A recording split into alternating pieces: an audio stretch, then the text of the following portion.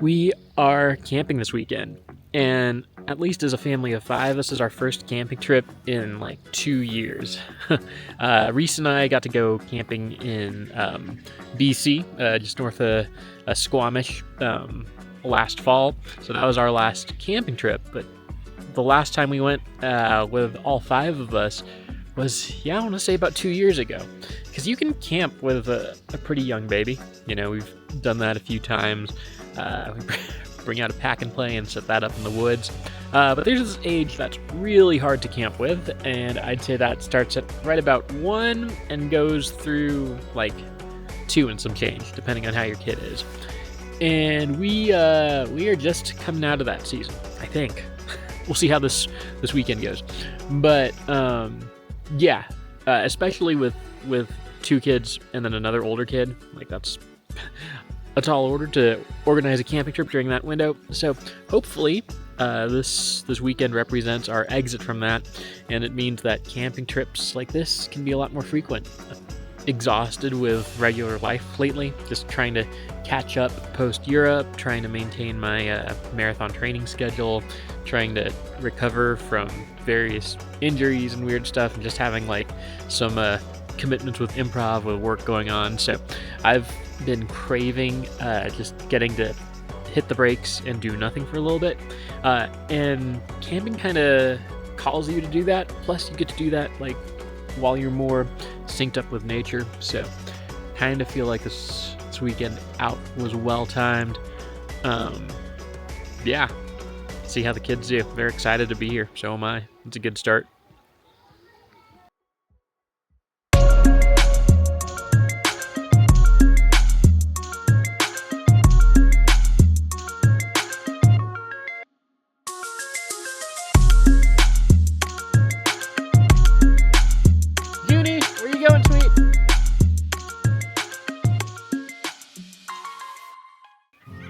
Alright, so day 2 of camping at Fry Creek, and it's been really good so far. Last night was awesome. I think everyone got a good night's sleep in the tent. We tried the twins just sleeping in sleeping bags, not in pack and plays, and everyone did good. Everyone knocked out right away and got some quality sleep. Huge thanks to our friend Jasmine. I don't know, it's so great when you have friends who are down to do trips or camping or basically anything, knowing that they're signing themselves up to go with your young kids.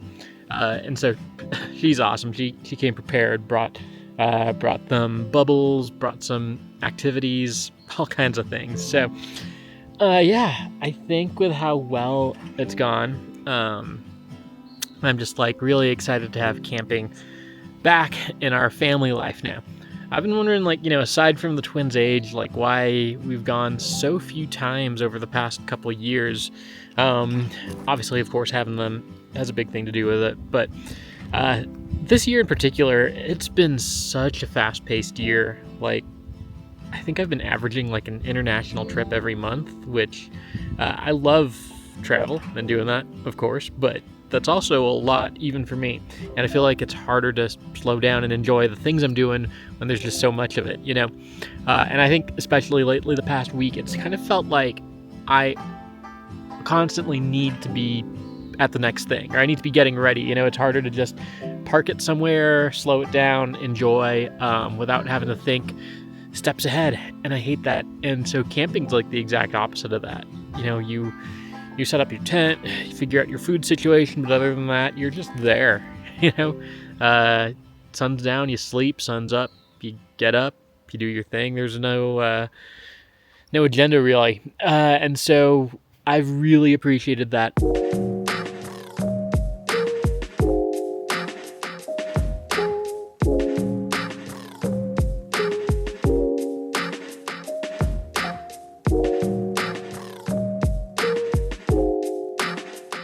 I put 2 and 2 together on this thing that I have the tendency to do, which is to get a little offended when people express anxiety. Now, I am not an anxious person. Actually, hold that thought, because I am an anxious person, but I just act on it in not conventional ways. But Yeah, you ever been part of a project where like the person you're working with is just like asking so many questions, and obviously asking questions is good, but just like the kinds of questions that make it seem like they don't have a whole lot of confidence that things are going to turn out right, that they're almost expecting failure, and you're like, what's the deal here? I got this, okay? Like, first off, I'm becoming aware that this is like a personality type, or not, I don't know, just a trait that certain people have, where like they're just gonna worry about it. No matter what the scenario is, no matter who they're working on, their brain needs something to worry about. Yeah, I'm trying to own my end of it and be less offended when people are super anxious, and to just do what I can to resolve that anxiety in a healthy way. I think, especially early on in my professional life, when I felt like I had to be proving myself so often, I was really prone to just, to take that personally. Imagine you're on a basketball team and like you could pass the ball to Michael Jordan, you could pass it to Newman from Seinfeld or Bill Murray, if you appreciate that Space Jam reference, and you pass it to Michael Jordan because like that's of course what you do in that scenario.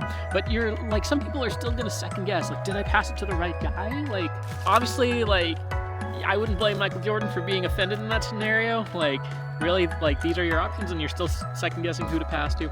But anxiety is not doesn't play by logic. You just gotta own your end of it and do what you can. And so if I can help someone feel a little less anxious, I will. If it's out of my hands, it's out of my hands. And yeah, it's just on me to deliver my end.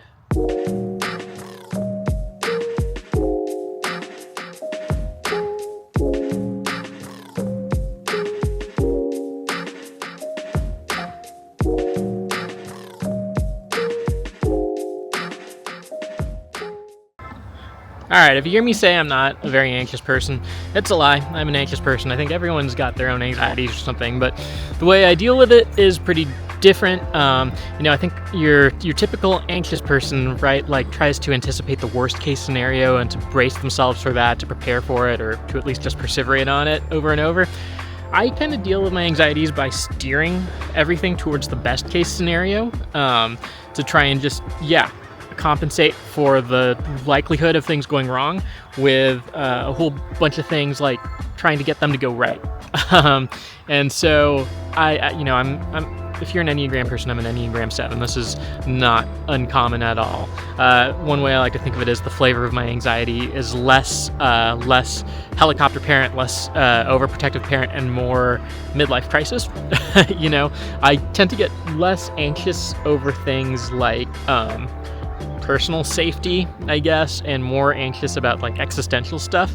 So it's not so much like, am I gonna did I accidentally leave the stove on? Is the house gonna catch on fire? Are we all gonna like die of carbon monoxide poisoning? It's more like, if we died of carbon monoxide poisoning, would I have made something of my life to be worth it? And that's anxiety inducing too in its own way. But what that produces is, instead of me buying like a gazillion fire alarms, smoke detectors, instead I'm probably buying tickets to Bhutan, or going bungee jumping or something.